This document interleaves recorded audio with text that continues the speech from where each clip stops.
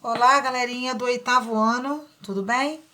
Aqui é a tia Michele, iniciando aí com vocês mais uma aula de geografia, tá?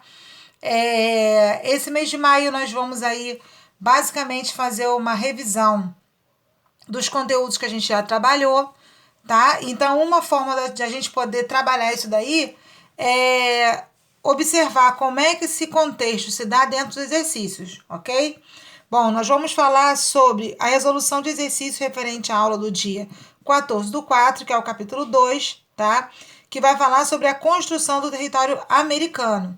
Nós vamos rever as atividades da página 24, número 1, 2 e 3, da página 38 e da página 41, número 1, 2, 3 e 4, ok? Então, galerinha, a primeira coisa que a gente tem que falar sobre a regionalização da Europa é o que da América. O que é regionalizar?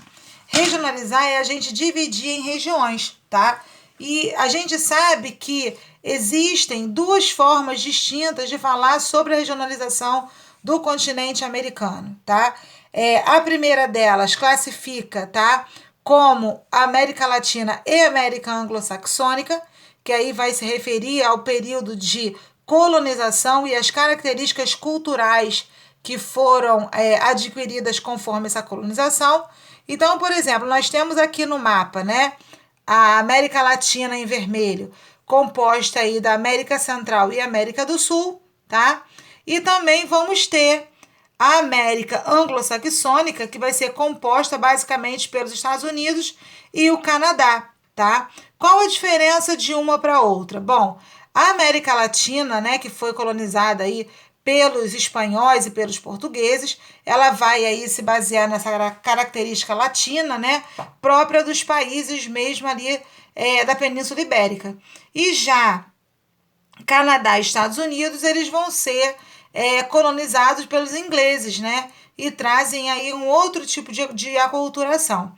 Bom, uma outra forma de regionalizar o continente americano é através da sua divisão fisiográfica, ou seja, nas suas características físicas.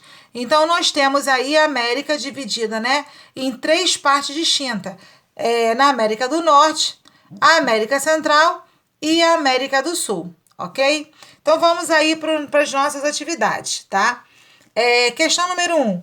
Com a ajuda de um atlas, escreva o nome de alguns países que compõem a América Latina e a América Anglo-Saxônica. Em seguida, explique por que elas são assim denominadas. Bom, a América Latina é formada pelo México e pelos países pertencentes à América do Sul e à América Central, como o Brasil, Argentina, Uruguai, Paraguai, o Chile, a Bolívia, tá?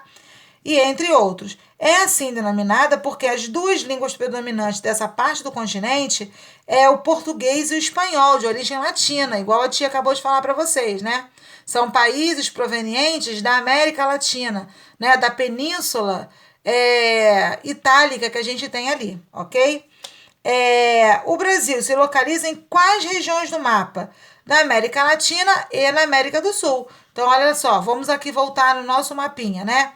Em relação à divisão de América Latina e América Anglo-Saxônica, o Brasil está na América Latina. E já na divisão fisiográfica, o Brasil se encontra aqui, ó, tá? Na América do Sul. Terceira questão. Quais as diferenças na divisão do continente americano nos dois mapas? Bom, a diferença, né, é que existem aí duas Américas, a América Anglo-Saxônica e Latina, que trata das questões culturais, da divisão das Américas, né? E já esse mapinha aqui, ó, ou seja, o mapinha que mostra América Latina e Anglo-Saxônica, a sua característica principal é a característica cultural. E já essa divisão fisiográfica aqui já passa realmente para as características físicas, climáticas, de relevo, de vegetação do território, ok? Bom, galerinha, vamos lá agora para a página 38.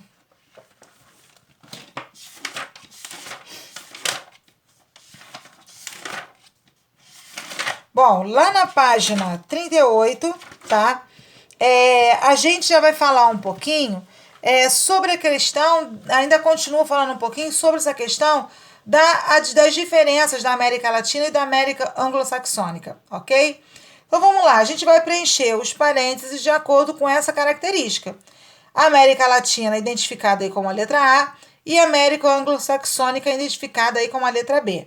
Então tá aqui, ó, a colonização dessa parte do continente é conhecida como colonização de povoamento, pois houve fixação da população do território. Essa daqui é a letra B, que é a América anglo-saxônica, tá? Aqui ele fala muito sobre a colonização de povoamento. É uma outra característica que a gente vai falar um pouco disso daí, tá? Ou seja, lá no Google Classroom, a tia colocou aí para vocês essa característica aí distinta, tá? Ou seja, as colônias de exploração, elas eram atingidas assim nas áreas tropicais, utilizavam o trabalho escravo, tinha o desenvolvimento das plantations. O que era as plantations? Era a atividade, né, a de agricultura, na maior parte delas monocultura, que se plantava um tipo de produto só, tá? Em grandes latifúndios, né, e utilizando a mão de obra escrava. Basicamente, a característica da América Latina. Já colônias de povoamento, não, tá? Elas ficavam mais nas áreas temperadas, né? Mais ou menos ali seguindo um pouco aí das zonas, saindo da zona tropical, né? Do meio do nosso planisfério, mais para a área norte. Utilizavam o trabalho de base familiar, ou seja, as famílias se fixavam no local e produziam não só para sua subsistência, né, mas também para abastecer um mercado interno e produção mercado interno, ou seja, produzia-se para poder satisfazer a vilas, cidades, comunidades, cidades que já estavam começando a surgir ali, né, nessa parte da América. Exemplo, Estados Unidos e Canadá. Um bom exemplo também que a gente pode falar aí de um para outro é que nas colônias de exploração, todo o desenvolvimento econômico das plantations era voltado para atender o mercado externo. Já a característica econômica das colônias de povoamento era conseguir uma produção de mercado interno mesmo para fazer a colônia prosperar, ok? Então vamos lá, letra B. Na segunda aqui. Há o predomínio de línguas latinas como o espanhol e o português. É lógico que é na América Latina. Letra A, outra aqui. Formada pelo México, América Central e América do Sul. Também América Latina.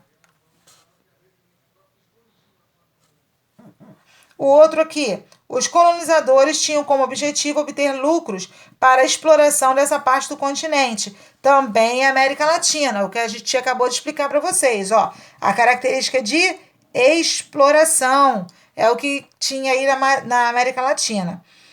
Formada por Estados Unidos e Canadá. Letra B, América anglo-saxônica. A língua inglesa é predominante, também é América anglo-saxônica aí, devido à sua colonização, né? A colonização dos ingleses. Vamos aí finalizar agora com a página 41.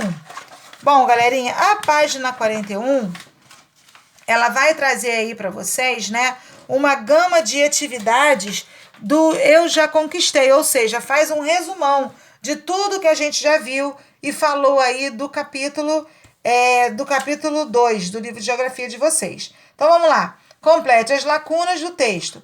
A regionalização do continente americano em América do Norte, Central e América do Sul segue os critérios naturais ou fisiográficos, ou seja, as características físicas de relevo, de vegetação, de clima que vai possuir em determinados locais, tá? Ou seja, o que se torna assim muito parecido. A América anglo-saxônica e a América Latina são regionalizações, ou seja, divisões, classificações que levam em consideração as características históricas e culturais, né? É o que a gente já falou, a América anglo-saxônica e a América Latina vai levar em consideração aspectos históricos e culturais. Questão 2. Cada afirmação seguinte corresponde a uma palavra. Faça a correspondência. A civilização pré-colombiana, que habitava a península do Yucatán, no México, a parte da América Central, eram os maias, povos que conquistaram as Américas e foram responsáveis pelo extermínio de vários indígenas europeus. Sistema de impérios espanhóis, portugueses, ingleses e franceses e holandeses que se estabeleceram na América, colônias. Civilização pré-colombiana que se desenvolveu na região dos Andes, principalmente nos atuais territórios peruano e boliviano. É o Império Inca. Porção do continente americano situado ao México, ao Chile e Argentina ao extremo sul, América Latina.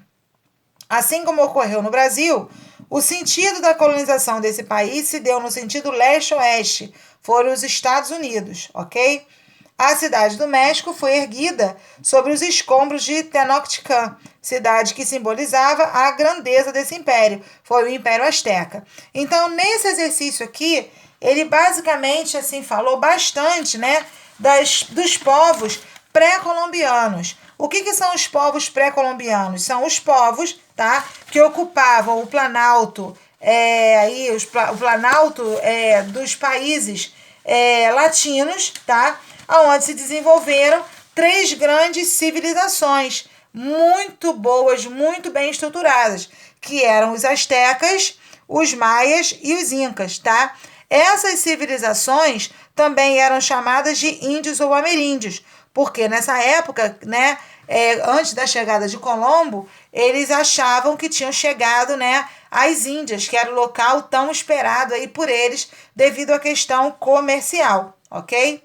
Então, esses povos aí, incas, os maias, os astecas, vão desenvolver muitas arquitetura, simbologias de astrologia, de matemática, de ciências e principalmente na arquitetura. Bom, galerinha, de que forma é possível relacionar as grandes navegações à descoberta da América? Bom, a descoberta do continente americano se deu no contexto das grandes navegações durante a busca por novas rotas, ou seja, não tem como a gente falar, explicar, tá? A descoberta do continente americano sem vincular ele a esse grande acontecimento histórico aqui, que foram as grandes navegações, tá? Inclusive foi devido às grandes navegações que trouxe como consequência a descoberta do continente americano, tá? A questão 4, vocês vão ler a frase, tá? Ó, inicialmente, a Espanha obteve grande riqueza saqueando utensílios de ouro e outros objetos valiosos de suas colônias na América. Depois, houve a exploração do ouro e de aluvião, que rapidamente se esgotou. Finalmente, em meados do século XVI, iniciou-se a mineração da prata. As atividades econômicas configuram espaços geográficos de acordo com suas dinâmicas produtivas. De que forma a mineração da prata influenciou a organização do território americano? Bom, galerinha, como é que eu posso dizer? A mineração, ela vai influenciar com que os europeus buscassem e dominassem cada vez mais civilizações, né, que estavam muito escondidas aí no interior da América do Sul e da América Central também, para se apossar dessas riquezas, porque, diferente dos nossos índios, né, os povos pré-colombianos, né, os incas, os maias e os astecas, eles já eram mais evoluídos e utilizavam muitos objetos de ouro e de prata, ok? Bom, galerinha, para fechar, tá? A tia tá deixando aí para vocês exercícios do livro de atividades referentes ao capítulo 2. São as páginas 59, 60, 61 e 62. Façam as atividades para reforçar o conteúdo e qualquer dúvida, tá? Tem o canal Tira Dúvida lá que a tia tá à disposição, ok? Um beijo aí, 8º ano. Tudo de bom para vocês. A tia tá morrendo de saudade, ok? Se cuidem. Beijinho.